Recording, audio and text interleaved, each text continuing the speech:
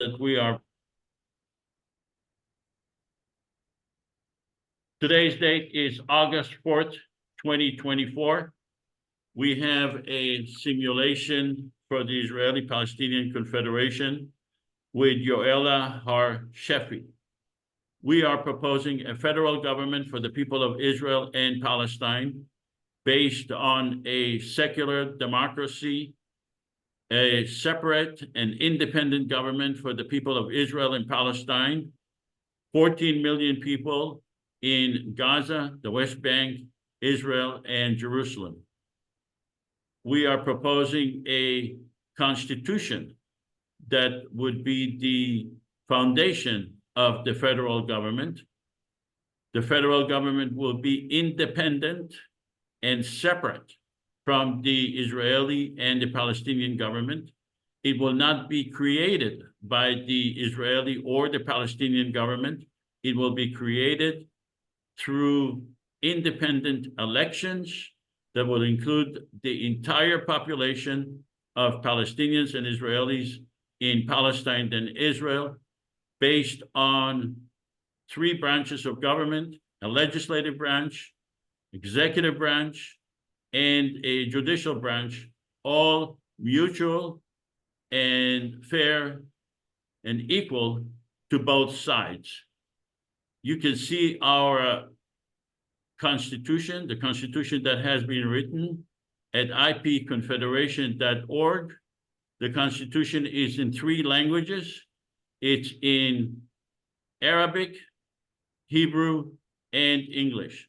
So if you go to our website and you click on Constitution, you can read the preamble to the Constitution, all the articles of the Constitution, the separation between the Israeli and the Palestinian and the federal government, and the internal separation of powers within the federal government, with a separate legislative branch with 300 parliament members that are mutual to the Israeli and the Palestinian people, and a separate executive branch with president and vice president, one Israeli and one Palestinian, and a separate judicial branch that would include Palestinians and Israelis together in the Supreme Court and all the other branches. My name is Joseph Avisar. You could reach me at josephavisar@gmail.com. Today we have Yoella Har-Shefi as our guest. Yoella Har-Shefi is an Israeli attorney, along with attorney Yosef Ben Moshe, represented an Israeli association for over 11 years in a legal battle with the state of Israel before the Israeli Supreme Court in an unsuccessful petition to nullify the religious or ethnic designation of Israeli citizens by the government. They eventually published a book on nationality and citizenship, which chronicled their litigation. Yoella wrote for major Israeli newspapers and magazines, including as a war correspondent during the Yom Kippur War. She published a major expose about the Israeli rabbinate maintaining a secret list of individuals whose Jewishness they questioned. Her scoop almost led to the collapse of the Israeli government. She investigated the massacre of Dweimi during the 1948 war, in which approximately 100 or 200 Palestinians, Arab, were killed by the IDF. Her expose of the plight of the Black Hebrews, a group of African Americans from Chicago who claimed to be descendants of the original Jews and settled in Dimona in southern Israel, helped legalize their status. In 1977, Yoella published her first book, a critical analysis of journalism in Israel, titled Not in the Headlines, which mysteriously disappeared from bookstores shortly after its release. Her second book, Beyond the Gun Sight, one Arab family in the Promised Land discussed the Israeli Arabs' aspirations to coexist with Jews as equal citizens. That book was published by Houghton Mifflin in 1980. Yoella was born in Warsaw, Poland in 1935. Her parents were killed in a concentration camp, but she survived as a child in a monastery. She was later found by her mother's sister, her aunt, the only surviving member of her family. In 1946, both she and her aunt arrived in Palestine on a voyage with other Jewish refugees aboard a ship called Beria. Despite the British blockade, this journey included American journalist I.F. Stone, who described the experience in his book, Underground to Palestine. Yoella believes in peace and that the two-state solution is still viable, provided it is based on equality and respect. On August 18, we are going to have Alik El-Hanan. He served as a special, with a special force unit in Israel. His sister was killed by a suicide bomber in Israel when she was 12, and he became an IDF refusenik. On September 1st, 2024, we will have Jill Stein.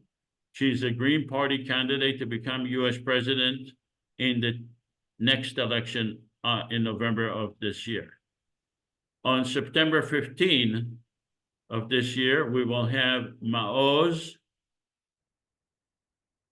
For some reason I didn't put, oh, sorry.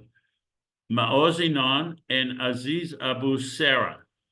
Maoz lost both his parents during the October 7 attack in southern Israel by Hamas against Israel.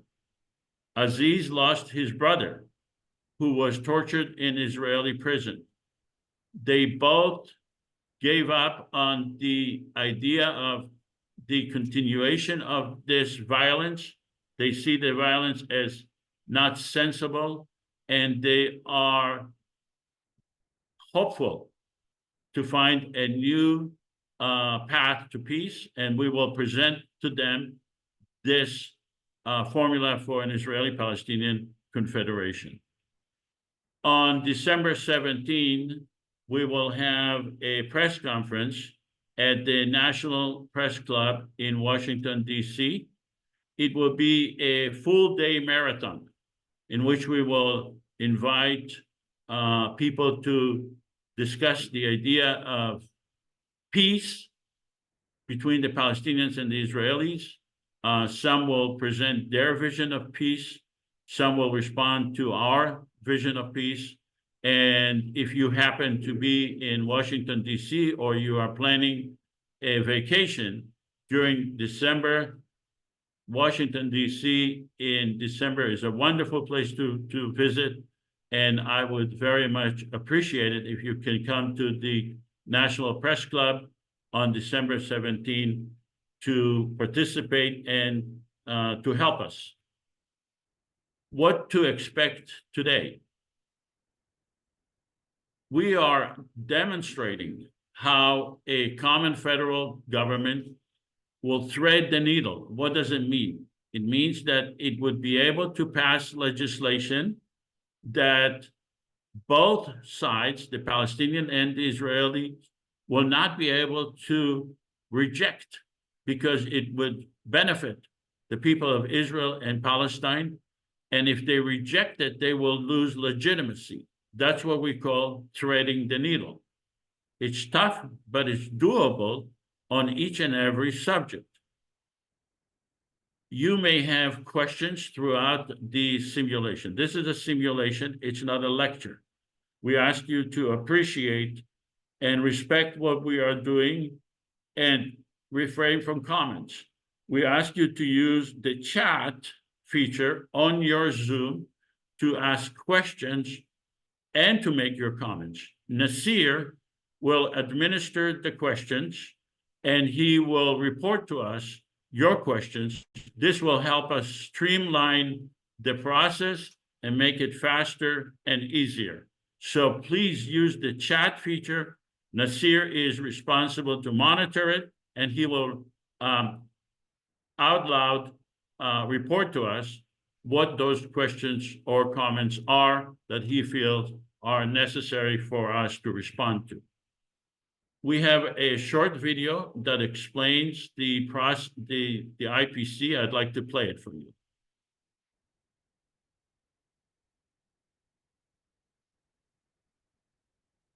The conflict between Israelis and Palestinians has endured for generations, and instead of time healing the wounds, it's only caused the anger to fester and the violence to grow. But what if there was a way to alleviate the tension? Something that may not outright solve every problem, but at least create a forum that encourages a peaceful compromise. Welcome to the Israeli-Palestinian Confederation, a common third government between the Israeli and Palestinian citizens, specifically designed to foster peace, tolerance, and economic prosperity between the two nations. Here's how it works. First off, both Israel and Palestine will keep their respective governments. Israel's Knesset and the Palestinian National Authority will remain unchanged. The Israeli-Palestinian Confederation, IPC, will be a third entity, acting as a unifying agent between the two. The IPC will comprise 300 parliament members elected from 300 districts in Israel, the West Bank, and Gaza. Above them will preside a president and vice president, one Israeli and one Palestinian. In order for the IPC to pass a law, it will require a 55% majority from its Israeli representatives, as well as a 55% majority from its Palestinian representatives, thereby preventing either side from monopolizing the legislature. Of course, the IPC won't undermine the political power of either the Israeli or the Palestinian government. At any time, Israel or Palestine may veto a law passed by the IPC. If neither side vetoes, the law is passed, and the two nations are another step closer to resolution. Please help us make this a reality. The Israeli-Palestinian Confederation. We might speak different languages, but we all mean the same thing. So we are going to actually simulate what's in this video. And before we get to the simulation itself, we are going to give Yoella, our guest speaker, who participated in previous simulations, and I think she understands what this is about. I'm going to stop sharing and let her make her opening statement. So, as was promised to her.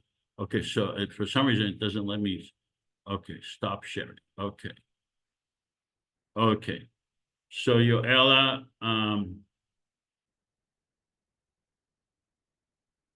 hello, everyone. Thank you, Yosef, for your invitation, and thank you all for your presence here. At this terrible point in time, during the ceaseless bloodshed between our two nations, the existence of this stage intended for a constructive dialogue between Palestinians and Israelis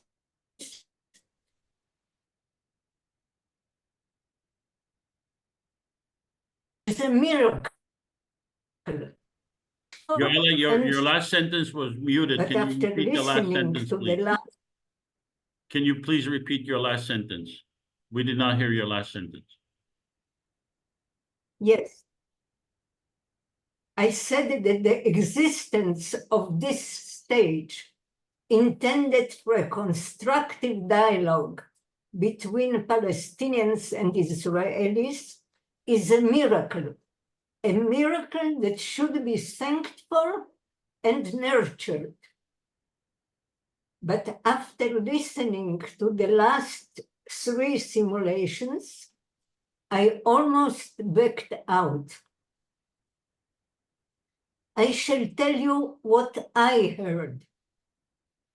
Hatred on the part of the Palestinian speakers, and the denial of Israel's right to exist. Bending backwards and apologetics on the part of the Israeli Americans. Blatant anti-Semitism that tries to hide behind criticism of Israeli policies of the uninvolved. We don't need this stage for that. You don't need this stage for that. I would like to propose, at least for this meeting, to discard the bookkeeping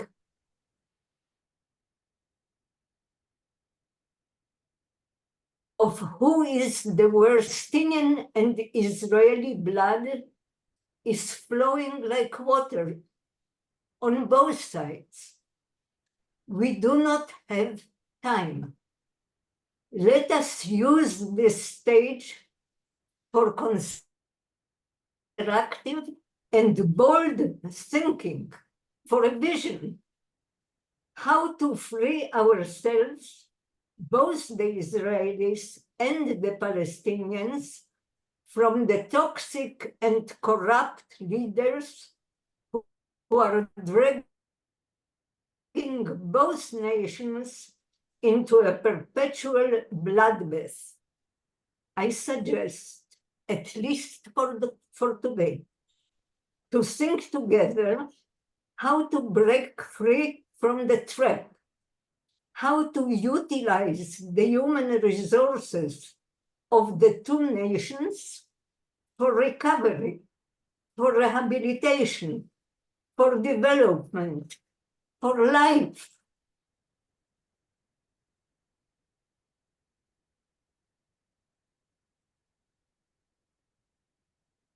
We will not forget, not the Palestinians, nor the Israelis, but our time is running out.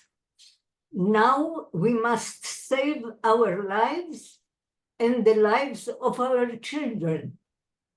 After we invest in life and not death, after the two peoples live in peace and freedom, after we learn how good it is to build together instead of murdering each other separately, the time will come for historical analysis, to draw conclusions, to learn lessons. I rest my case. Thank you so much, Yoella. I'm going to go back to sharing the screen, and we will continue with the simulation. So at this time, as we normally do in the last several simulations, we would like to take a survey, which we will compare to the survey at the end of the simulation. At this time, I ask you to all vote. Do you support a federal government for the people of Israel and Palestine? All of you, if you could be kind enough to vote. The more people vote, the better. And we will compare the vote that we are taking now with the vote that we will take at the end of the simulation. And we'll see if there is a shift in the thinking between, it's not a general survey of the Israeli or Palestinian population. It's just a survey of the people that are participating here. Okay, I'm going to give it 5 more seconds for people to vote. I know there are people that are using their phone and are not able to vote, so that's okay. I'm sorry about that, but all right. Publish the vote. 33 out of 33 voted yes. That means 100% of the people who voted agreed with the concept of a federal government for the people of Israel and Palestine. Our next survey is on the question, is Israel acting in self-defense? If you feel Israel is acting in self-defense, vote yes. If they're acting in not in self-defense, then vote no.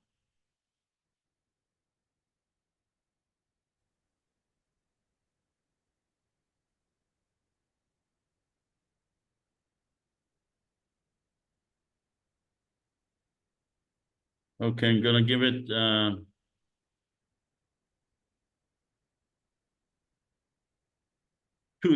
5 more seconds to vote.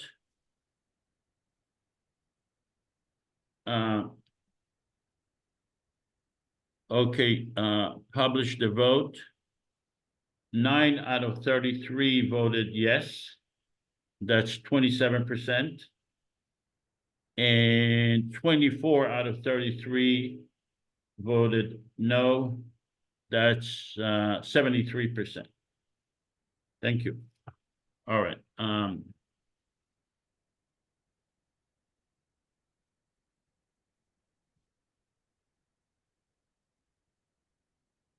A confederation or federation issue. Confederation and federal governments exist worldwide to address specific conflicts. Some governments refer to themselves as federal government, while others use the term confederation. Definitions are not fixed and evolve with changing realities. In the context of Israel-Palestine, the IPC defines confederation as a shared government for the people of Israel and Palestine, guided by democratic principles outlined in the IPC Constitution, which can be found at ipconfederation.org. So if you ask, are we a federation or confederation, we define it in the same way based on our Constitution. We want you to assume certain facts during the simulation. And that the first fact is that we were able to obtain major funding in order to conduct an election and in order to educate and explain to the people of Israel and Palestine the idea of a federal government, how it would be helpful to make peace between the Palestinians and the Israelis, and how it will improve their lives and give them security. So that's the first assumptions that you will have to make. We're not asking you to assume that the people of Israel and Palestine accepted that idea.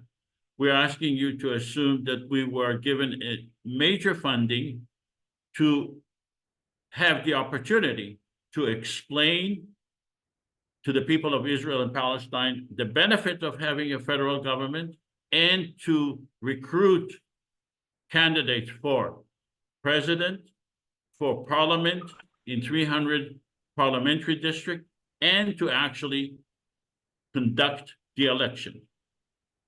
We also want you to assume that 14 million people, with the exclusion of children meaning under the age of 18, were given an opportunity to vote, an equal opportunity to vote, that the election took place for a period of 3 months, and the people in Gaza, the West Bank, and Israel were given 3 months to vote for their parliament members and for the president and vice president that they believe will best represent their interest.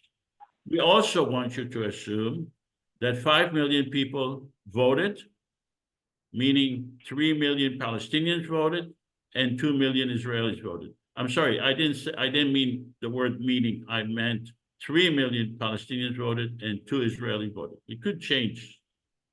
The ratio could change.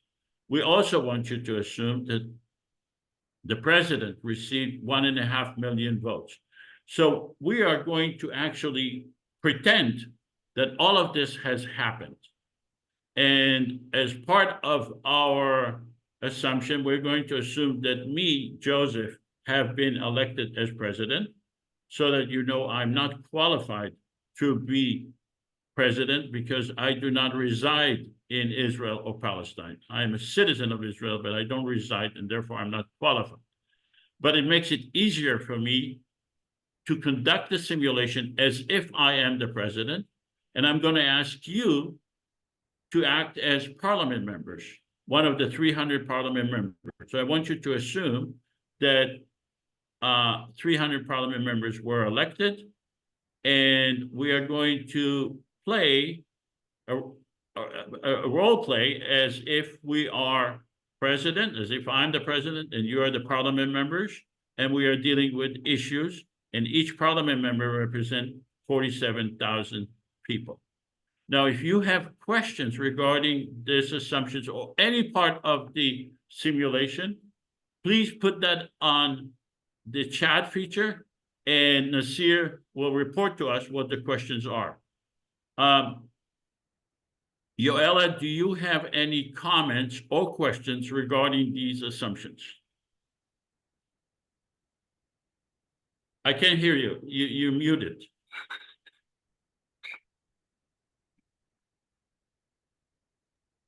I said so far, no questions.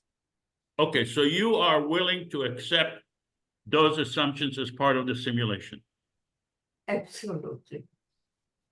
Do you believe that those assumptions are achievable if we are able to have the major funding and the opportunity to explain to the people of Israel and Palestine the benefit of a federal government? I do believe so, on condition that the madness, the present madness, will pass. So you're saying that this can only be reached if the present situation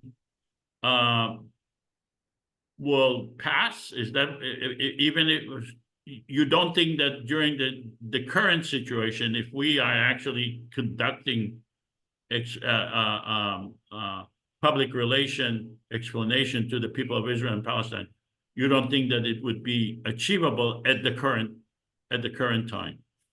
I don't believe that people on both sides are able to listen to anything that makes sense. Okay, but for the purpose of this simulation, you're willing to accept those assumptions? Absolutely.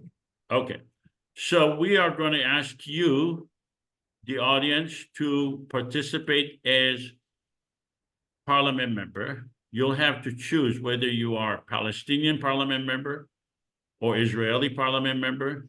You'll have to be intellectually honest and decide what area do you represent. Is your area strictly Palestinian, or is it strictly Israeli, or is it a mixed area? A lot of the areas will be mixed areas.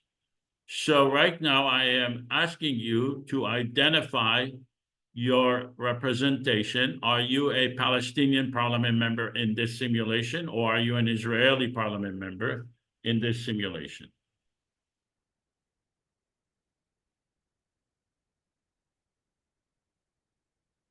Please do so in the next 10 seconds.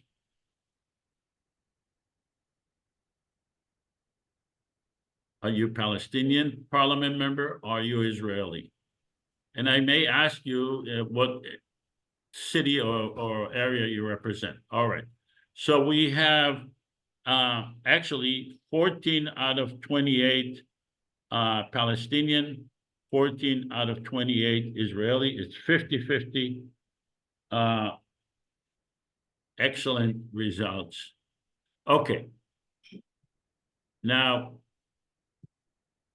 the first order of business that we have to ratify is the Constitution. Charles, could you please read out the Constitution? We believe that Palestinians and Israelis are entitled to equal rights under the law and guaranteed human rights and freedom. The Israeli-Palestinian Confederation does not intend to supersede or supplant the Palestinian or Israeli governments, nor to abrogate or undermine any agreements between those governments. We recognize the need to work with Israeli and Palestinian governments. Our purpose is to resolve conflicts and to expand the relationship between Palestinians and Israelis in a fair and equitable manner. We believe, I just Sorry. lost it. Oh, sorry. Go ahead. We believe in equal rights under the law, guaranteed human rights, and freedom for all. We voluntarily give the legislatures and the governments of Israel and Palestine veto power over legislation we pass relating to the domain of control of those governments. We believe in the separation of power between the legislative, executive, and judicial branches. We believe in the creation of a permanent secular government for all the people residing in Israel and Palestine. We believe in having a separate judicial branch relating to IPC legislation with Israeli and Palestinian judges, with a system to avoid biased decisions based on nationality. So the important part of this constitution, and by the way, this is a short version of the long constitution that we have on our website, but the important part is that we are a separate government from the government of Israel and Palestine. We do not intend to supersede or supplant any agreements between those governments or those governments themselves. So that means we are not here to dismantle the Israeli or the Palestinian governments. We are here to create a forum in which both sides will be able to reach agreements. And if they do reach agreements, then we do not, constitutionally, we are not permitted to supersede or supplant those agreements. When we pass legislation that violates the sovereignty of either government, we give them a veto power. So if that legislation is not, we are not able to implement because it violates the sovereignty of either the government of Israel or the Palestinian government, in order to get them to participate and to cooperate, we give them a veto power. So if you have questions regarding the Constitution, please put those on the chat, and Nasir will report to us what those questions are. But at this time, I'd like to go to Yoella. Yoella, do you have any comments or questions regarding this Constitution? I agree with everything that you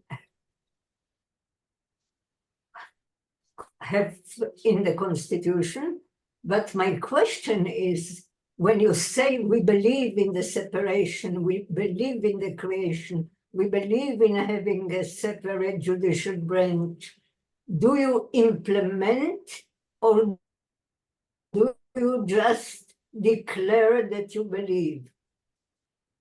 Well, the people that are elected, the parliament members, have a duty, and they will have to ratify the Constitution, and their entire conduct, their entire all the legislation that they pass will have to be controlled and restricted by the Constitution. And by the way, as parliament members, they have to renounce all allegiance to either the Palestinian government or the Israeli government, and they have to accept the IPC Constitution and pledge allegiance to it.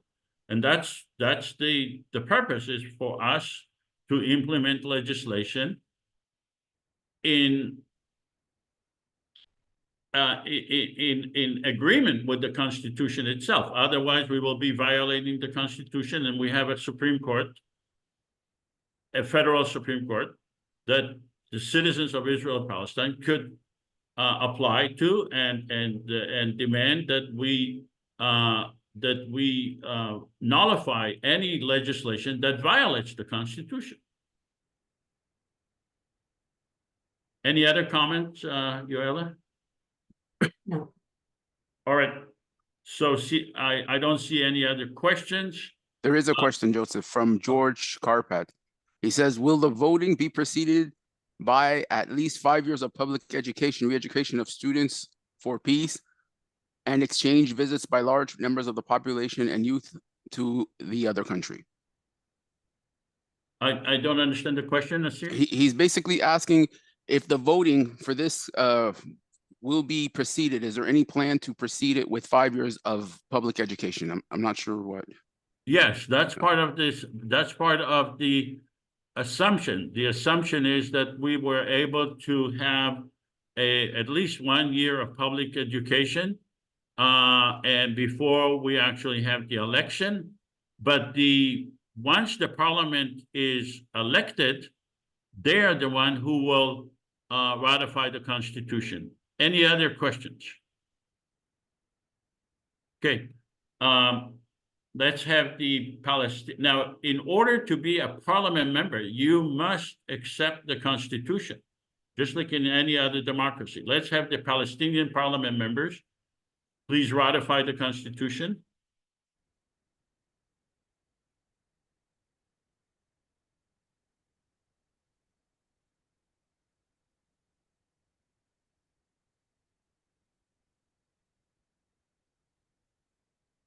Okay, and the polling published the results. 100% of the Palestinian parliament members ratify the Constitution. Let's have the Israeli parliament members ratify the Constitution. Israeli parliament. So this means that both parliament members must pass legislation that is consistent with the Constitution. They cannot pass legislation that is negated by the Constitution, that is contrary to the Constitution. When you ratify the Constitution, you accept your duties, your responsibility to pass laws consistent with the Constitution, whether you are Palestinian or Israeli, doesn't make any difference. All right, 100% publish the roll. 100% of the Israeli parliament members accept it. So this is a momentous day in the history of the world, of humanity, really, because it's never been done before. We never had in the area of Israel-Palestine a true democracy that involves Palestinians and Israelis who accept a secular democracy for the people of Israel and Palestine. This momentous occasion, remember, we are playing the role of a simulation. We are pretending that this is reality.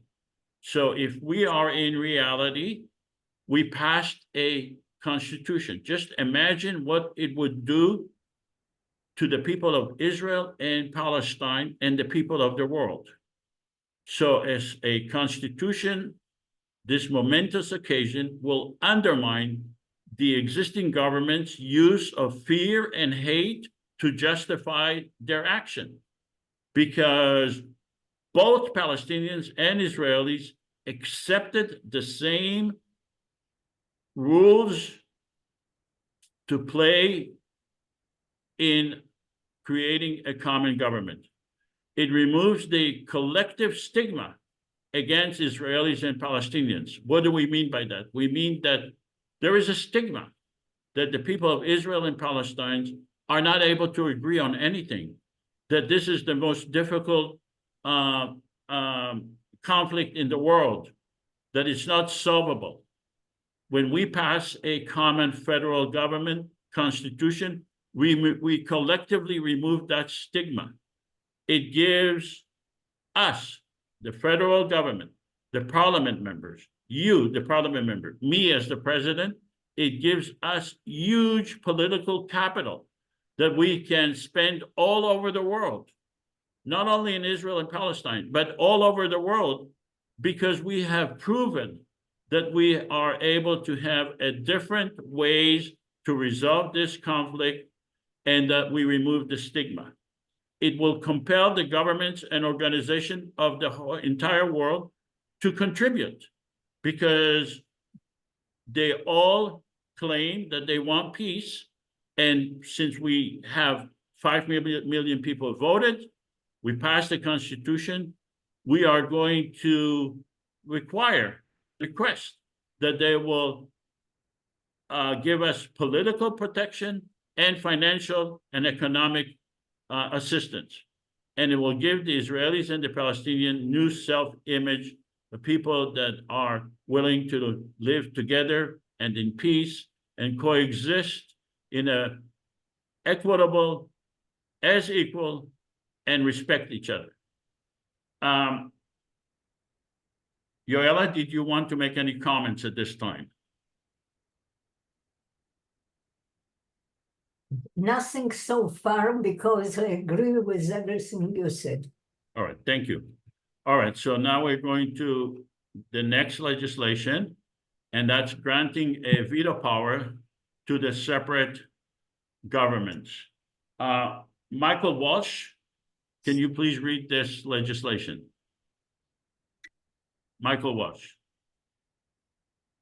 Absolutely. Can everyone hear me? Yes, we hear you. Great. Granting a veto power to the separate governments.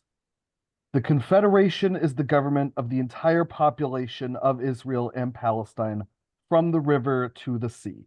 We recognize the Palestinian and Israeli governments and are seeking their cooperation to implement our vision for peace by giving them a veto. We will do our utmost to satisfy the essential needs of each government. We are pleading with the Palestinian and Israeli public to understand that while we would like to pass the best legislation possible to improve their lives, under these constraints, a perfect legislation is not possible.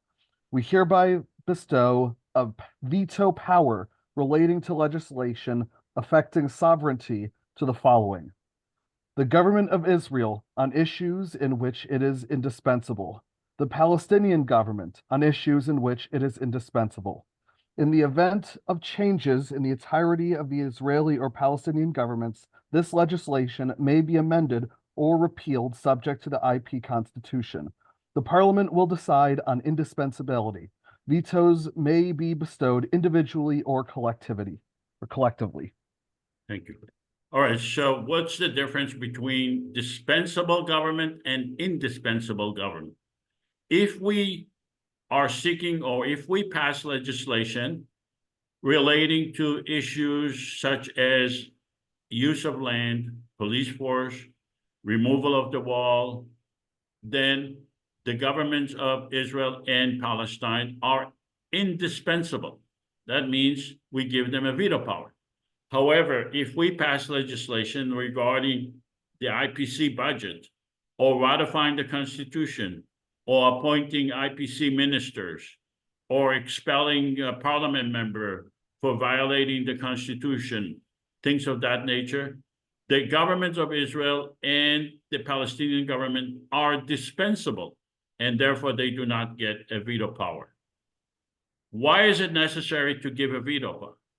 Because a veto power provides a safety net to both sides.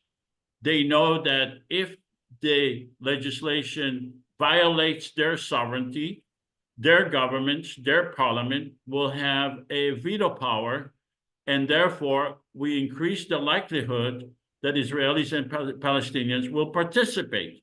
It will also increase the likelihood that the Israeli and the Palestinian government will not oppose the federal government. The veto power removes any claim that the IPC is a has subversive intentions to dismantle the Israeli or the Palestinian governments, and it gives protection to candidates so that they will not be able, nobody will be able to claim that those candidates are attempting to undermine the Israeli or the Palestinian governments. A veto power compels the IPC, it compels us to find legislation to thread the needle, meaning to find legislation that will be acceptable to both sides, and both sides will not be able, in good faith, to object to it.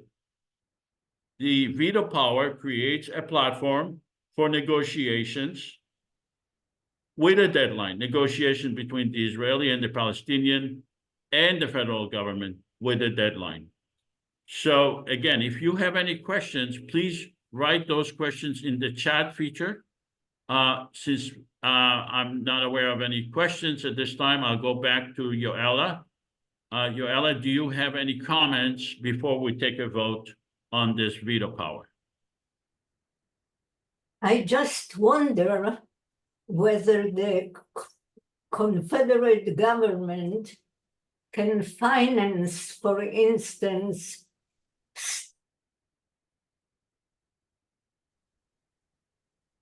I didn't hear your question. studies of Arabic in the Palestinian schools.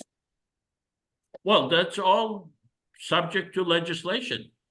If you are a parliament member, you can propose legislation that you feel. We have legislation really on that, and that is teaching tolerance and understanding in the entire educational system. So yes, that's one of the important legislation that would allow a long-term resolution to this conflict.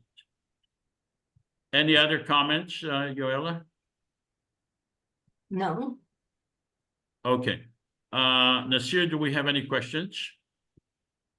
None related to this particular bill. Okay. Let's have the Palestinian parliament members. We need 55% of the Palestinian parliament members.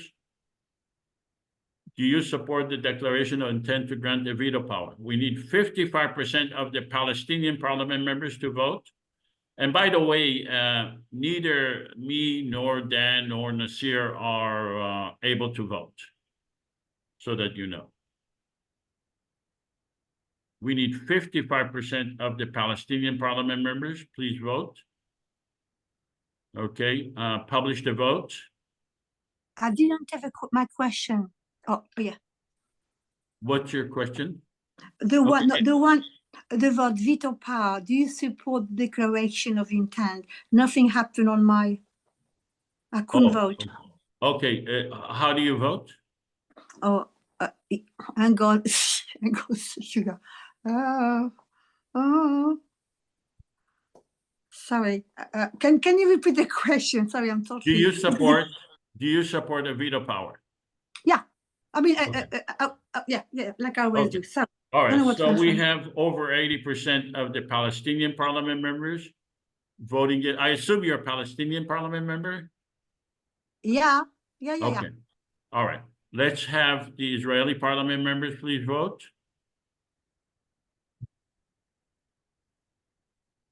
Israeli parliament members, do you support granting a veto power to the Israeli and the Palestinian governments on issues in which they are indispensable? Okay, publish the vote. 100% of the Israeli parliament members voted yes on this legislation. By the way, this is legislation. It's not part of the Constitution. It's part of our laws that we created during the our session as a parliament parliament session. All right. Congratulations. So let's go to the first legislative agenda that we have that was chosen by Yoella to discuss, and that is rebuilding Gaza and southern Israel. Michael Walsh, do you want to read this legislation? Michael. Sure, yes. Please. Rebuilding Gaza and southern Israel. The IPC is the only legitimate government in Israel and Palestine, consisting of 300 parliament members elected by the entire population. Approximately 125 members represent the destroyed areas. The IPC is committed to the well-being of all people, including the 5 million individuals directly affected by the violence since October 7th. The IPC believes that the future of the Gaza and Israeli people are interconnected. It is unlikely that the Israeli and Palestinian governments will be able to restore a normal, peaceful coexistence in the foreseeable future. The IPC is requesting a $50 billion grant from the international community, which includes Israel and Palestine, to fund and coordinate the rebuilding of the devastated areas. The IPC will prioritize the following: 1, rebuilding thousands of homes, roads, hospitals, civic buildings, and infrastructure to facilitate the immediate return of all people to their homes. 2, restoring law and order and civic society that have been destroyed. 3, developing safe routes for peaceful movement of Palestinians between the West Bank and Gaza in both directions. To achieve this rebuilding, the IPC is calling for an immediate ceasefire and the immediate return of all political prisoners in Israel and Palestine to their homes. Both the Israeli and Palestinian governments are given veto power.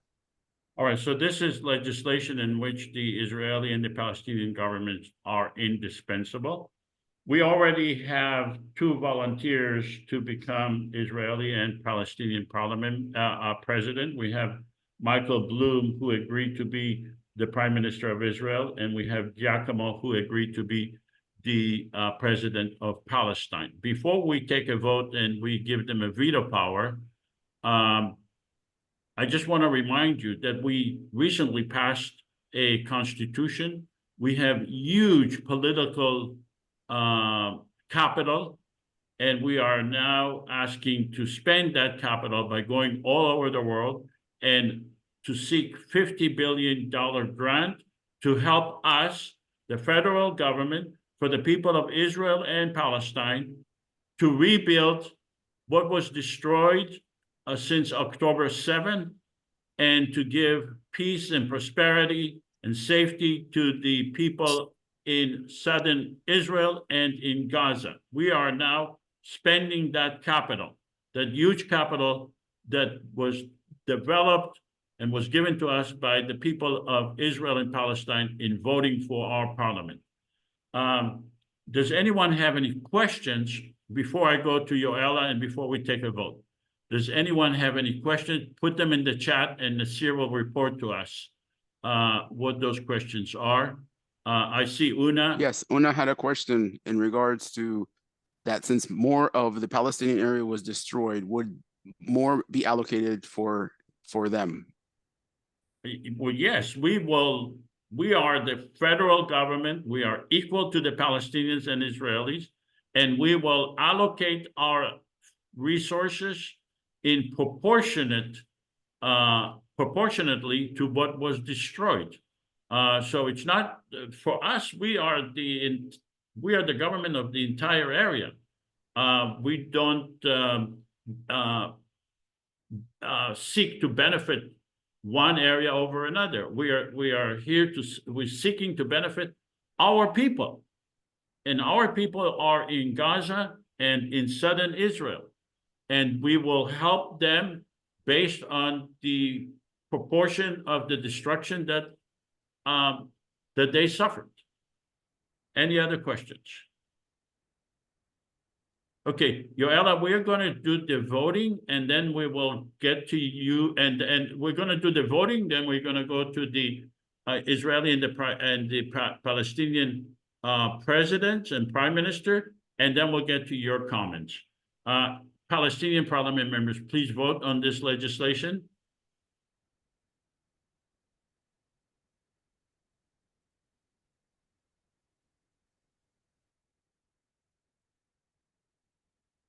Okay,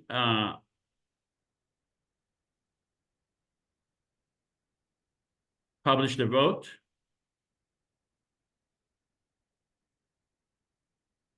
Please publish the vote. 100%, 16 out of 16 voted. Palestinian parliament members voted yes. Let's have the Israeli parliament members, please vote.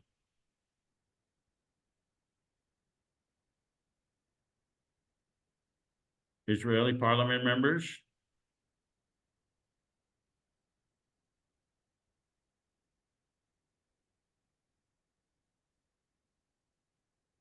Publish the vote. 92% of the Israeli parliament members. Remember, we need 55%. We are reaching over 90%, which is very good. Let's go to the president of Palestine. Mr. President of Palestine, are you going to veto this legislation? No, I'm not vetoing the legislation, but I think it is not enough. I want to see more done. For instance, 50 billion is a good start, but we need to create a mechanism where we lend money to people who are willing to invest in Gaza, in international investors, so that we can use the scarce available resources to multiply the amount of money that actually is poured into here. We need this desperately because Gaza is completely destroyed. Okay. Are you suggesting that we lend money, that the IPC will lend money to people to invest in Gaza and in southern Israel? No, I think the IPC has a role that it can play to get the World Bank and other major institutions to create lending funds for this activity. And the IPC, with its prestige and the fact that it was elected by millions of people residing in this area, has the weight and the authority to demand this. Okay, thank you. So you're not vetoing this legislation? No, it's only Okay. a first step for me. Thank you. Let's go to the Prime Minister of Israel. Mr. Prime Minister, are you going to veto this legislation? Prime Minister, is that me by any chance? It's Michael Bloom. Can you hear me now? I've just unmuted myself. Yes. Cool. So I do not veto this amazing, beautiful, fair initiative. Go ahead, please. Good luck to us all. All right. It's not initiative, it's legislation. We are the legitimate government of Israel, Palestine. But thank you for not vetoing it. So this legislation has passed. Let's go to Yoella and ask her for her comments.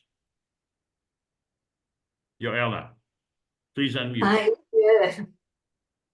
I am dreaming. It is a wonderful dream, but I wonder just who is the effective administration in Gaza and who is the effective government in Israel? Because the two governments that just decided not to veto, do they have the actual power over the existing reality in Gaza, Israel, and West Bank? Okay, that's a very good question. You're asking, so we're going back to the veto power, and the veto power says, we hereby bestow a veto power relating to legislation affecting sovereignty to the following. The government of Israel on issues in which it is indispensable. Then the Palestinian government on issues in which it is indispensable. So what does it mean indispensable?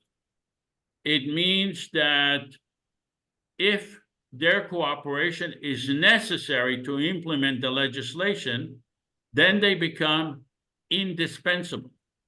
If they are dispensable, if we don't need their cooperation, then they are dispensable.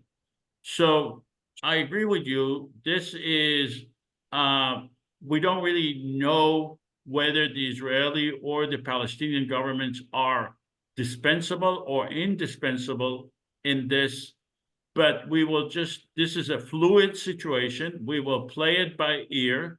We are the one that are getting the funding, and we will decide and we will entice the governments of Israel and the Palestinian governments to cooperate with us, and so that we can declare them indispensable to give us to give them more influence and to give us the ability to resolve the issue. But you raise a very, very important question. This is a fluid situation. I agree with you. But Joseph, may I add something as president of the Palestinian Authority? I believe the IPC can do more in setting up a committee or an agency of its own for economic relief, emergency management, healthcare, social services that can help manage this money, directed it where it's needed, and eventually build up capacities in Israel Palestine to eventually reduce our dependence on international donors like UNRWA or whatever else, so that we can start building a viable future for our people. Yeah, I agree. Yoella, did you want to add more comments before we either to refute what we said or to go add more comments before we go to the next legislation? May I have a question? Wherever there is big money, there is big corruption. How the Israelis claim that they send huge humanitarian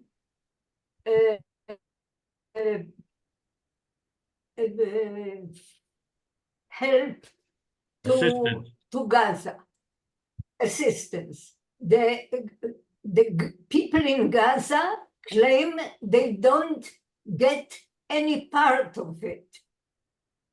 How do we, in Israel, the corruption runs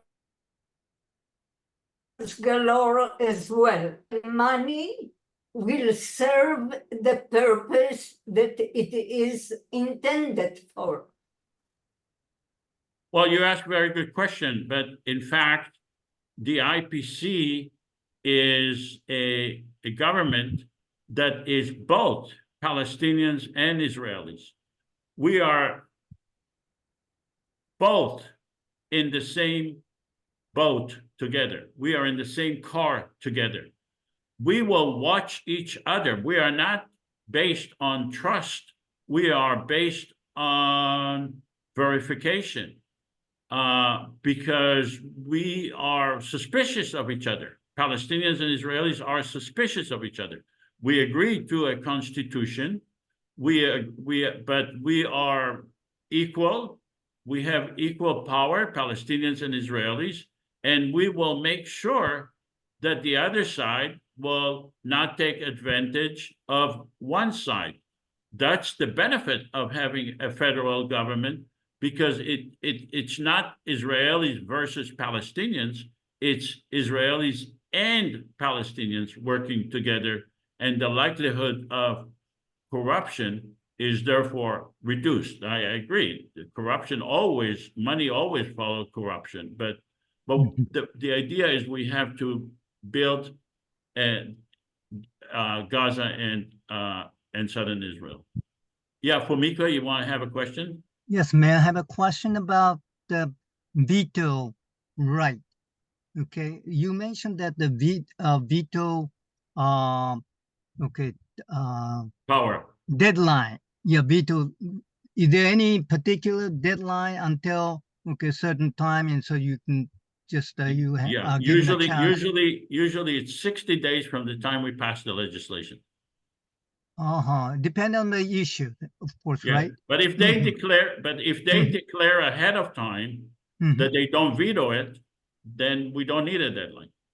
Yeah. Okay, thank you. All right. Okay, let's go to the next legislation, and that's make peace with Iran, Lebanon, Yemen, and Syria. Nasir, do you want to read this legislation? Sure, I can. So make peace with Iran, Lebanon, Yemen, and Syria. We are the parliament members of the Confederation Government of Israel Palestine. We are the only legitimate government in the region. Our people have experienced wars and violence for over 100 years. The Israeli and Palestinian governments have failed to bring peace to the people in Israel and Palestine. Therefore, we are taking the initiative to protect all the people in Israel and Palestine and provide them with peace. To achieve this, we are forming our own delegation to directly meet with the authorities in Israel, Palestine, Lebanon, Syria, Yemen, and Iran for the purpose of making peace in the region. Our intention is to demand that all these governments and entities agree to a ceasefire and threats against each other, and to work toward a lasting peace, and to work as facilitator and promoter of peace between these governments. Our goal is to be fair and objective, and to expose any governments or entities that pose a threat to our people. So we are the legitimate government of Israel and Palestine. We want to live in peace. We are not benefiting the Israeli government or the Palestinian government. They are failed governments.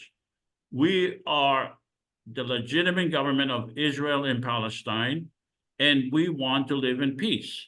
And we see the Israeli and the government of Iran, Hezbollah, Yemen, and Syria fighting and threatening and bombing each other. And we simply reject the idea that our lives, the people of Israel and Palestine, is being subjected to constant violence.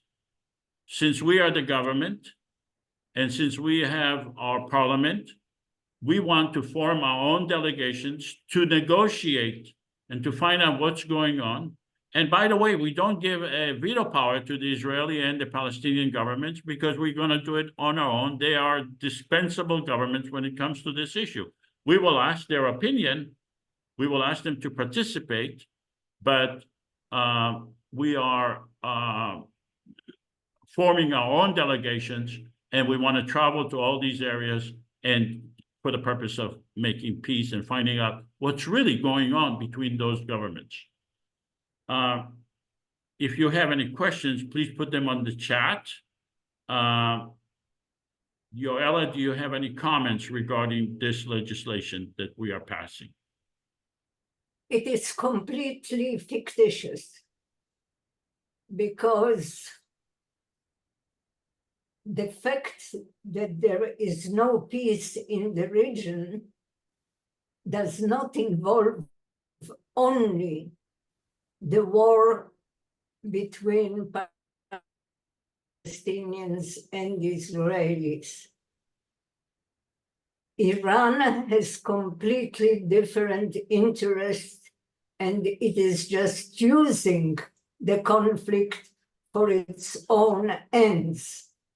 So the fact that, assuming that Palestinians and Israelis will achieve peace among themselves, it does not give us any assurance that Iran will just give up its own interests in the region. The same applies to Hezbollah and Syria. Which brings me to another question which we completely overlooked, and that is the question of what is the situation of the military independence of Palestine and Israel. Do they have an independent military power, each of them? Or what is your plan regarding that? So under our constitution, the Israeli and the Palestinian governments remain as they wish to remain. In other words, they will continue to have their all their institutions, including their parliament, including their government, including their military, including their tax collection, whatever it is. We are prohibited from demanding that those governments will be dismantled or dismantle their institutions. Now, the reason we do that, and when we said at the beginning, is when we spoke about why do we give them a veto power? We want to entice them to participate with us. And we believe that incrementally, we will be able to make peace, and therefore, the Israeli military and the Palestinian military will not be used against each other. Now, with regard to your first comment, we are not saying that the war between Israel, Iran, Lebanon, Yemen, and Syria is related or unrelated to the Israeli-Palestinian conflict. But we are Muslims, Jews, Christians, and people who are secular, who live in that area. And there are Muslim, Jews, Christians in those other areas as well. We are not a Jewish government. We're not a Muslim government. We are the government of Israel and Palestine. And we believe that we will have a much better access and much better influence, and we will be much better welcome in Iran, Lebanon, Yemen, and Syria, because we are Muslims and Jews and Christians together. And we want to find out what is the real reason for the war. And we want to put all of these governments that when they are attacking each other, they are attacking us, the people of Israel and Palestine, Christian, Muslim, and Jews. And we want that to be stopped. And we see the Israeli government and the Palestinian governments are unable to do that. And since we are the government of the whole area, and I am the president of the whole area, I want to find out. I want to find out really what's going on and call it as it is. And if those governments are being unreasonable, I will call it. If the Israeli government is being unreasonable, I will expose anyone who is putting my people, the people of Israel and Palestine, at risk. Mr. President, Thank you. the Syrians slaughtered tens of thousands of their own people. The Jordanians slaughtered tens of thousands of their own people. I can give more and more and more examples. We are not talking the fact that we have in the area Jews, Muslims, Christians, Druze, and the others makes no difference. The difference are the deep political interests in the region which used the conflict between Israelis and Palestinians to their own ends. The fact that we believe that we can find a peaceful solution to this conflict is marvelous, and I believe with you that it is possible and that it will change a lot in the area. But I do not believe that it will be that simple to reach a peace agreement with all the countries that you mentioned. Are you against us creating our own delegation to speak with the government of Israel, the government of Iran, the government of Lebanon and Yemen and Syria? I am all for it. I am all for it, and God bless. Thank you. All right, let's have a vote. Palestinian parliament members, Excuse please me, I had vote. a question. There is I a had a question. There's a question. Okay, go ahead. Yeah, we can vote Palestinian parliament. This question is actually related to this legislation. It's from George Carpat. He says, "How did the Confederation IPC get powers of foreign relations?" This is By making the power is given to us by the people who voted for us and by the Constitution that we ratified, which is the Constitution of the whole country. We are the only legitimate government in the entire area of Israel, Palestine, because we are the only people who are elected by the people of Israel and Palestine. And because we are the federal government of the entire area, with 5 million people voted for us, we have total legitimate power to conduct foreign policy as long as it does not violate the Israeli or the Palestinian sovereignty. Okay, Palestinian parliament, please continue to vote.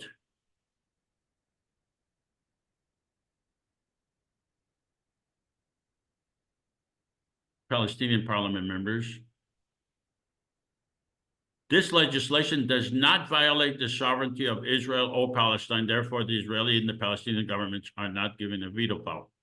We will ask for their opinion at the end of this vote. Okay, publish the vote. 100% of the Palestinian parliament members voted yes. Let's have the Israeli parliament members voting.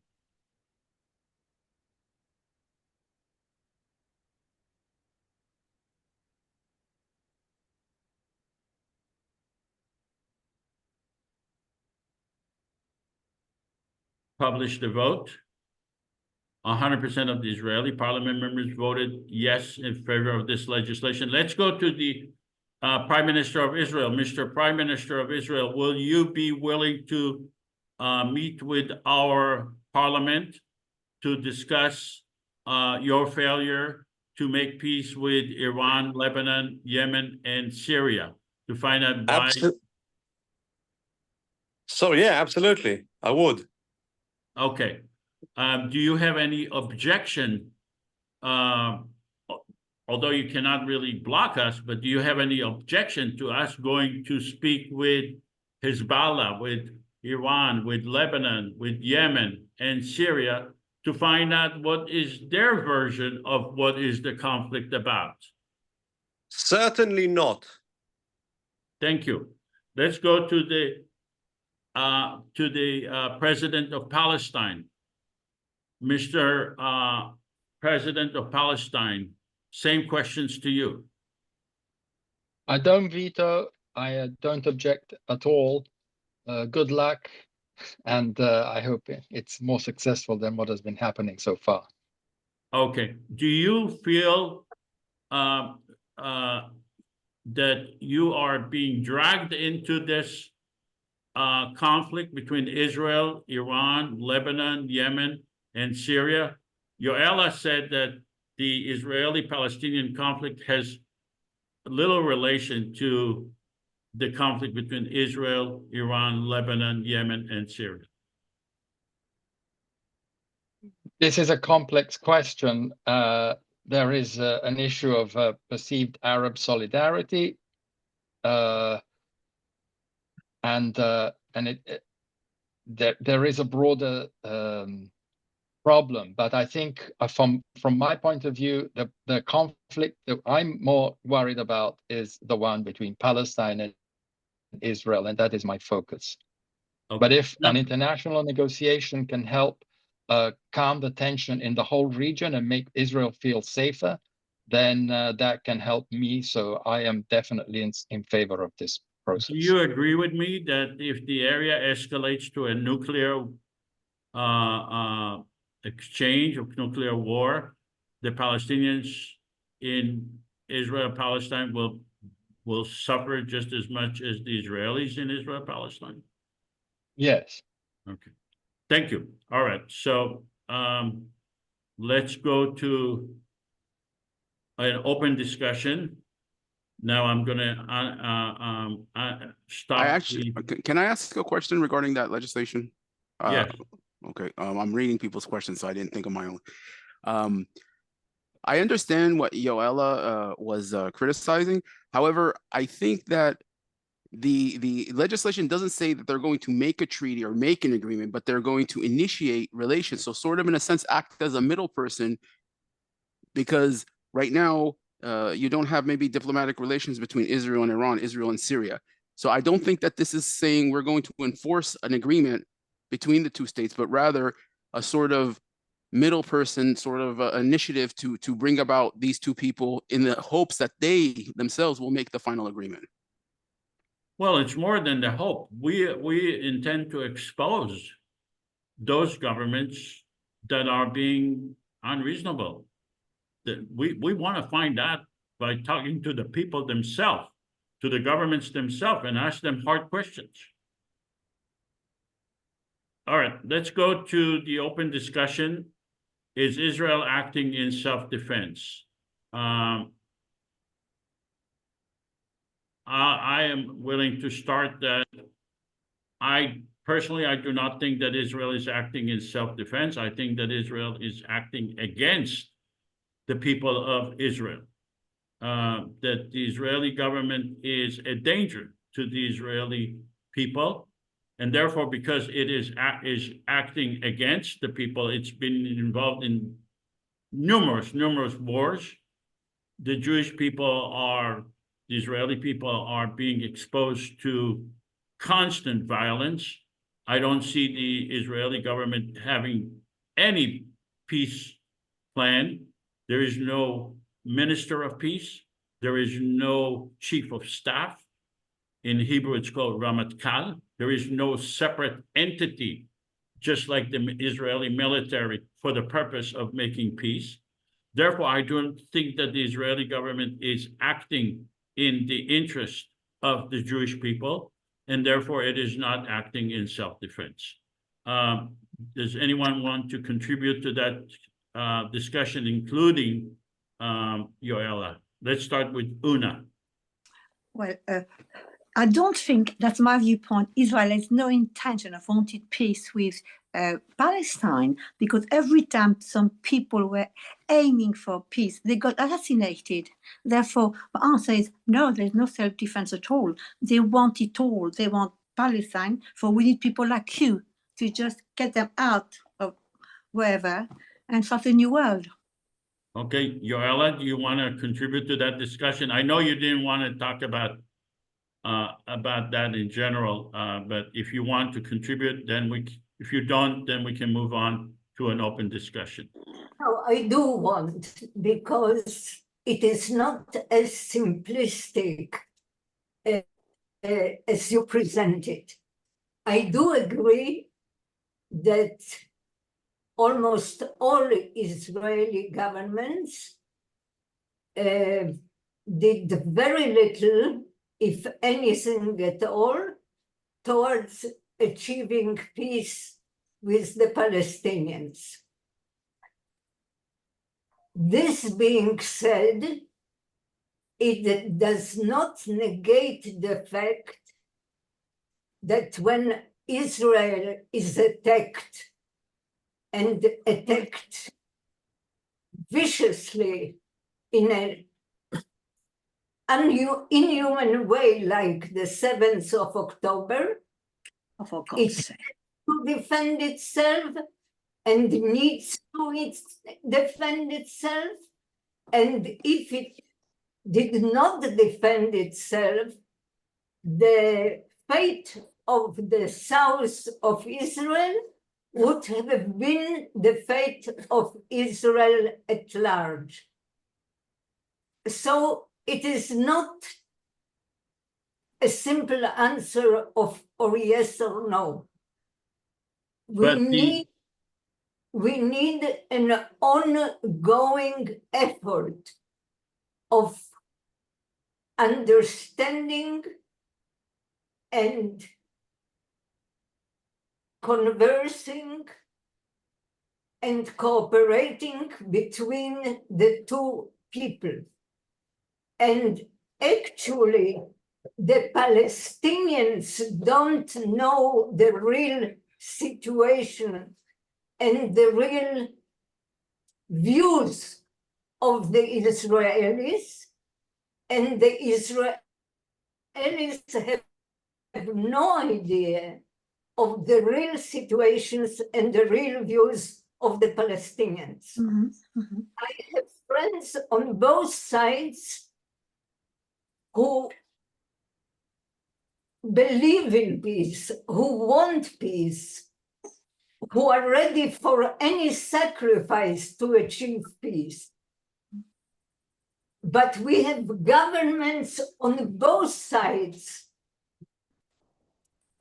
who don't allow us to speak directly to each other, to understand each other, and to cooperate each other. But when the Palestinians are attacked, they have to defend themselves. When the Israelis are attacked, they have to defend themselves. And I am not talking about the Jews, I'm talking about Israel. Because on the 7th of October, the people who were killed and taken hostage were Bedouins, were Druze, others. Yoella, I think you made probably one of the best arguments for a federal government. You said that the Palestinian and the Israeli governments are keeping the people of Israel and Palestine from each other, and the people of Israel and Palestine don't know each other and don't understand each other. So imagine if we have 300 parliament members, Palestinians and Israelis, sitting together as equal. That would be the most basic form of trying to understand each other and learning about each other. So I think you made an excellent argument for a federal government equal to the Palestinians and the Israelis. Let's go to Nasir. Nasir, do you have a comment? Yeah, I have a question for Ms. Yoella. In regards to your comment, what you said about October 7th and as that it was a self-defense, could you also acknowledge that the events of October 7th was caused was a lot to do with Israeli policy for the last several years, including settler violence, including normalizing with Arab countries, bypassing the Palestinians, dismantling the Palestinian Authority, undercutting their funding, and at the same time encouraging Qatar to fund and strengthen Hamas in Gaza? Wouldn't these be signs that, or indications why this, then including settlement, like I said, settlement expansions, and basically denying and basically stopping all process and progress toward peace? Wouldn't this be a better reason why October 7th happened, rather than to say that it was the Palestinians' fault? Bravo. Yoella, he is basically asking you, is there a causation? I understand what he is asking. I also see the clapping of Una. Yes.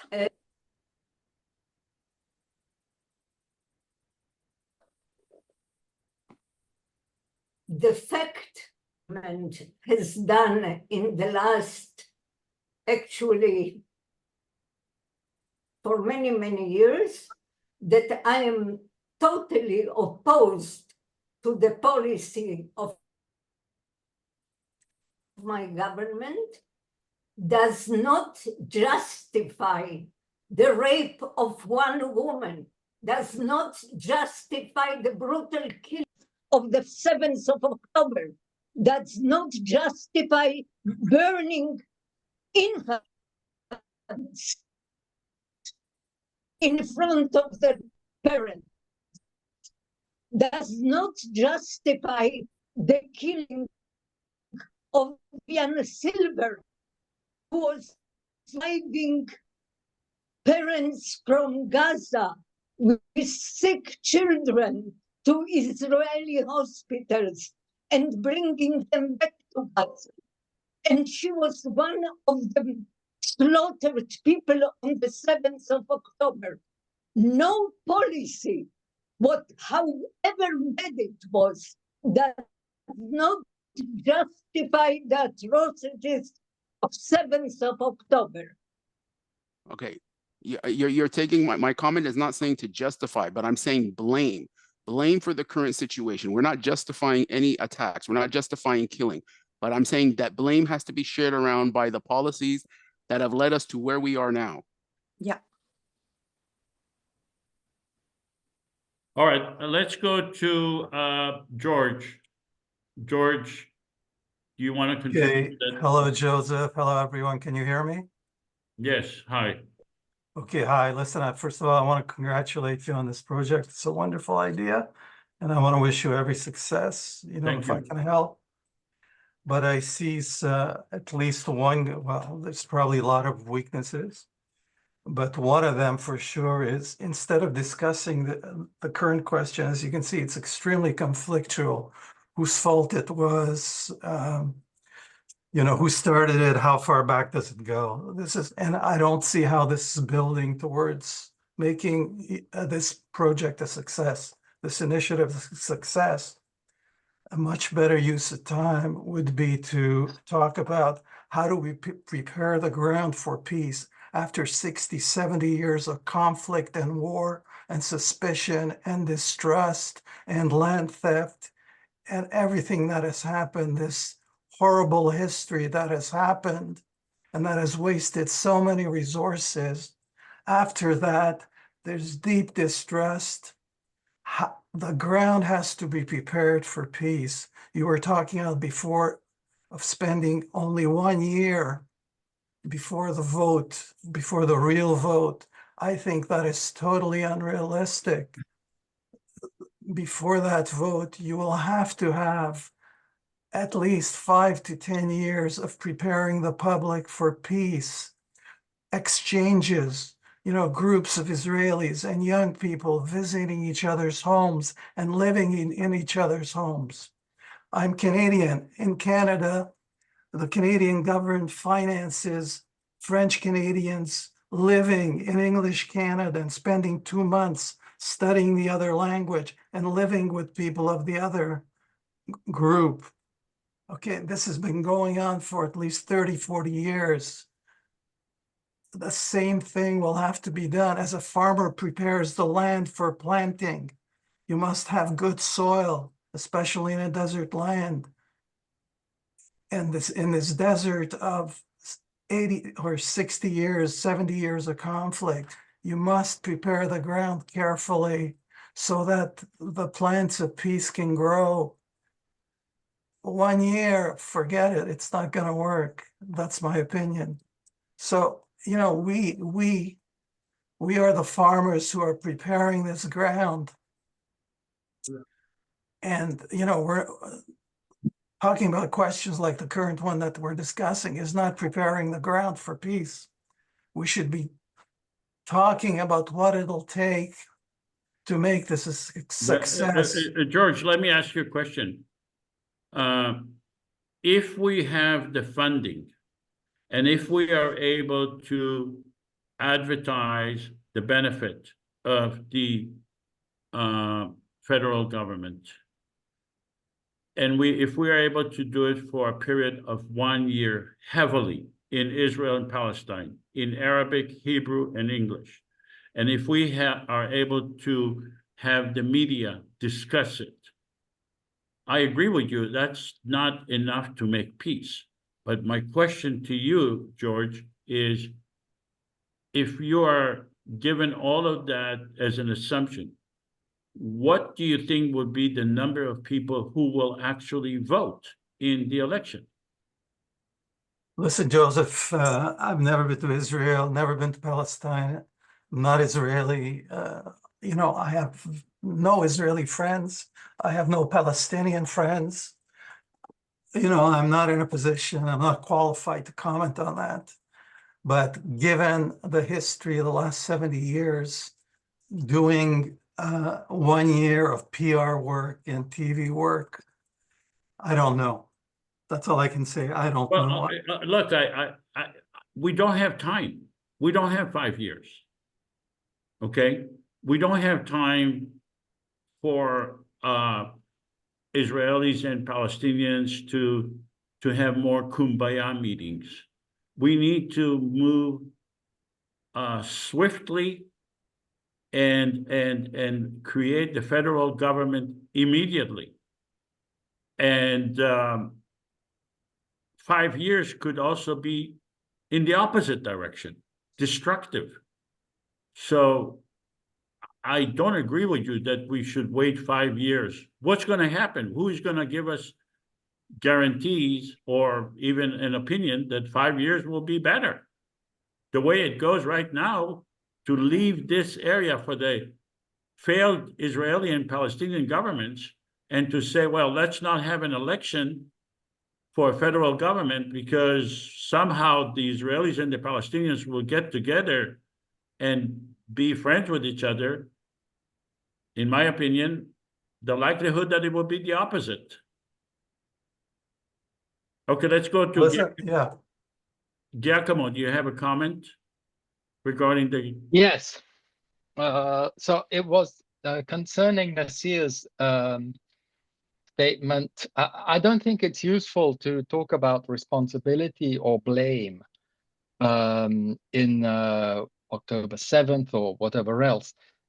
The situation is more complex, and if we start pointing fingers, we will never end up improving and resolving these issues. But, I think, Giacomo, with all due respect, the fact was, is Israel acting in self-defense? Okay, so it was. yes, We're not pointing fingers, so you cannot say Israel's acting in self-defense and then say that it is self-defense. That is the argument as to why it's not acting in self-defense. well, I prefer looking at it from a different perspective. I say that Israel has had a criminal policy over the past decades of ignoring and trampling over every possible Palestinian aspiration, Palestinian rights of any kind. They have dehumanized the Palestinians in the eyes of their own people. Israelis, the average Israeli doesn't consider Palestinians or as monsters, as not inhuman beasts. The problem is this kind of attitude has opened up spaces for criminal organizations, for terrorist organizations to do what has happened. The gravity of what happened on October 7th is enormous, is immense, but it has to be seen in this terrible overall picture. But I don't think we have to talk about who is responsible for what. I see it as, instead, let's see what can be done for the future to avoid and to overcome this tragic chasm that exists between Palestinians and Israelis. I love the idea of the IPC because I lived for 30 years in Brussels and I worked with the EU, and I saw how countries that used to fight each other at each other's neck, like France and Germany, have become close partners and treat each other as brothers and sisters. So this is my utopian vision for the future. All right, let's go to Assad Abu Ghazali. First, thank you for this session and for this great ideology, which brings peace. Quickly, I want to say that on the point that Israelis and Palestinians don't know each other, and if they knew each other and if they lived with each other, that's very important to make peace. I'll take myself as an example. Before 2022, I was like a typical Palestinian who doesn't believe in peace or anything. But I participated in one of the peace programs, and I think it's not the program that changed me, it's meeting people and getting to know them. Seeing that, okay, they are normal people like us, they have financial struggles like us, they have dreams, and they also had the same impact because they saw Like I'm a human being with same concerns and dreams and other things. So connection is the key to peace, and the separation, the apartheid system is the key to hate. I believe that the people of Gaza are, yani, they are the most separated people from the Israeli people, and I can see also the comments on from the Israeli people on the people of Gaza. They don't consider them as humans. But let's imagine if we like open the borders in a good method, in a practical method.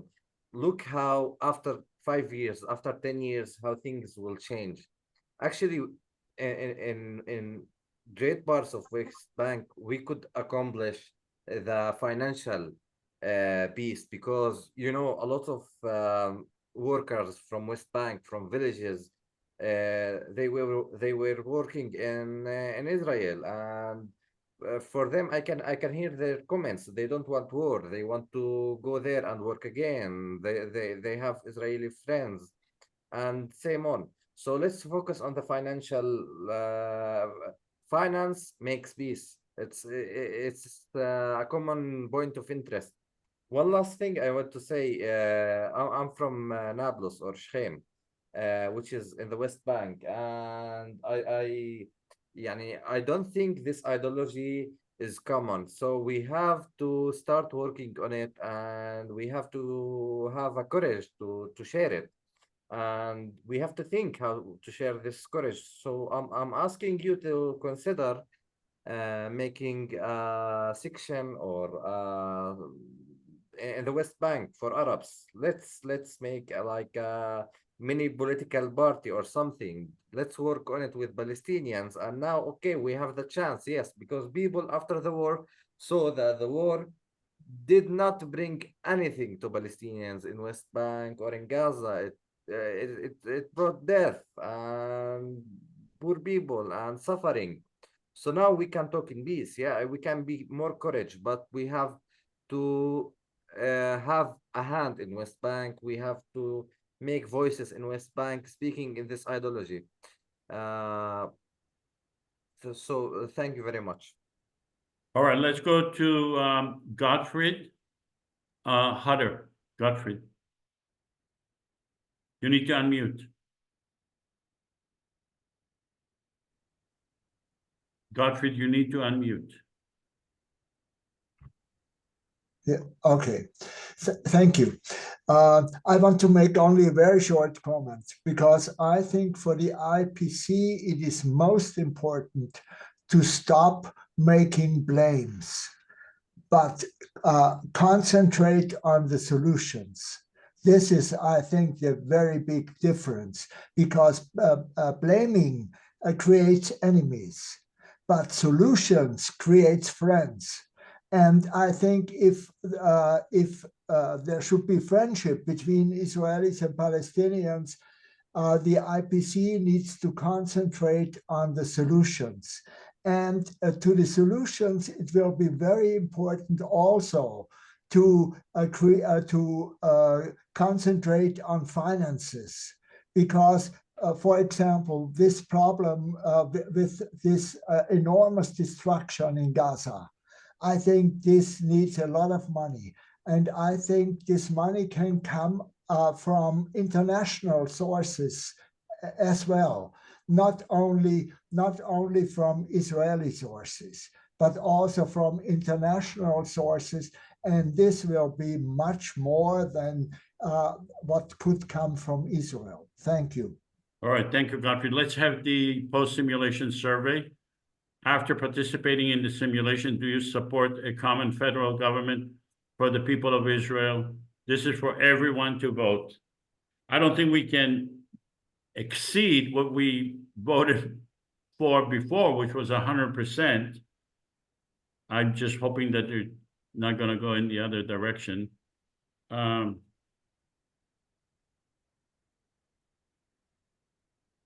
All right. 5 more seconds to vote. Publish the vote. again, 100% of the participant who voted here voted in favor of it. So these are my closing remarks, and then I'm going to give you an opportunity for closing remark. I'm going to give it to Yoella and to the Prime Minister of Israel, the Palestinian president, and all of you. But I believe that a common democratic confederation government could bring peace. It's the way to bring peace. It is possible to have an online election, and it can be done and held securely. Just want to remind you that 1 week of war between Israel and Gaza, it cost over $3 billion 1 week. We are now, just the last war, we are almost 10 months into the war. So you can imagine how much money has been spent on this useless, dangerous war that is putting the people of Israel and Palestine in danger. We are talking about creating a federal government will cost somewhere around $100 million, which is a drop in the bucket, or maybe a drop in the ocean now, for purpose of avoiding all of this violence. The current government of Israel and Palestine are not legitimate in the entire area, and they are, because they are not elected by the people of Israel and Palestine, and they are not able to bring peace. Democracy is possible in Israel, Palestine, and it's the way to bring peace. So when you have an open discussion, please keep in mind the assumptions that we discussed, and keep in mind that this is what $100 million would buy you. So it's not a lot of money. It can be done, and it can bring peace. So let's have Yoella, and then the Prime Minister of Israel and the Palestinian president make their comments, and all of you are welcome to do so as well. Yoella.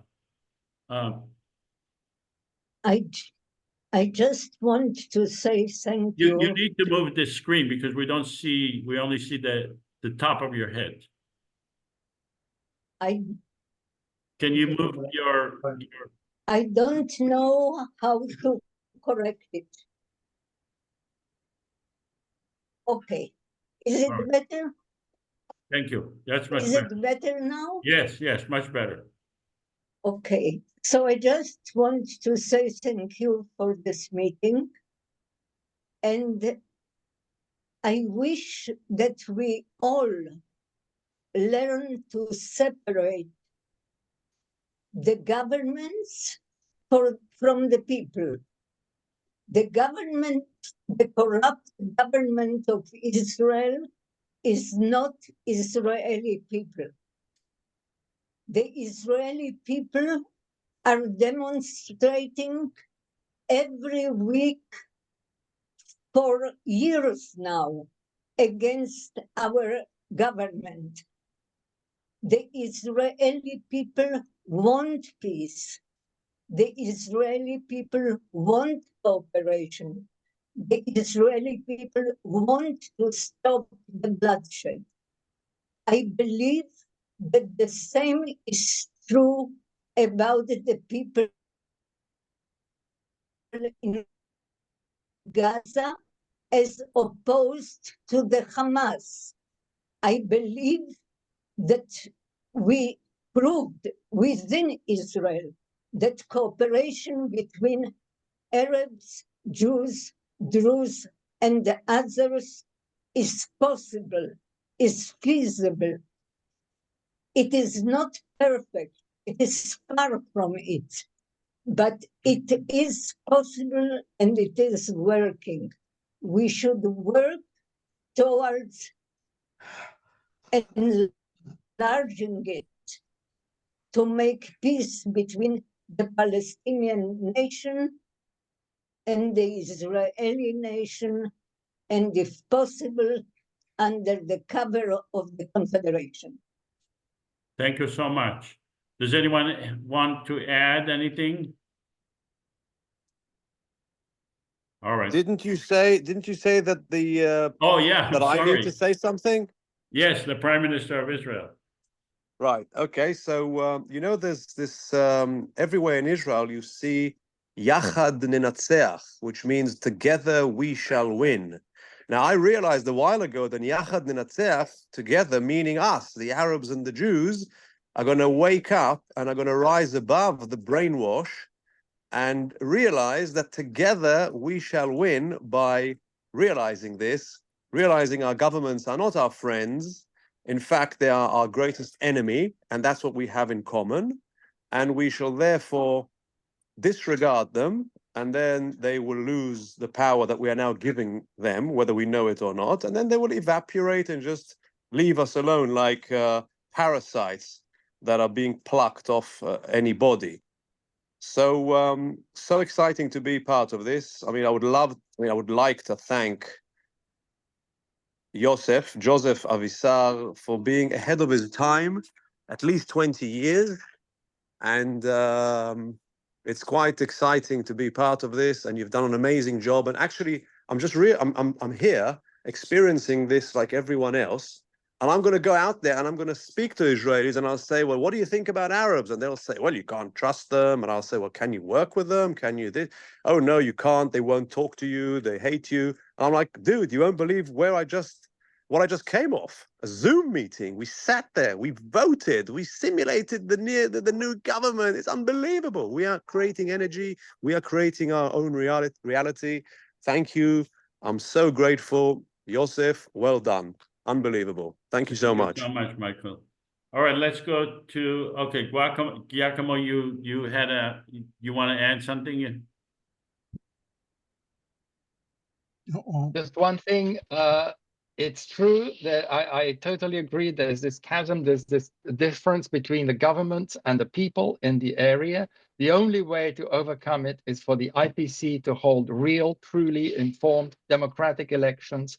That will force to bring back those rogue governments under where they belong. They belong to the people. They have to express what the people want. And this is the way to do it. Thank you. Fumiko?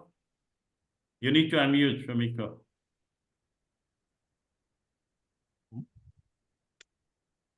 Now, can you hear me? Yes. Can you hear me now? Okay, I just want to add something.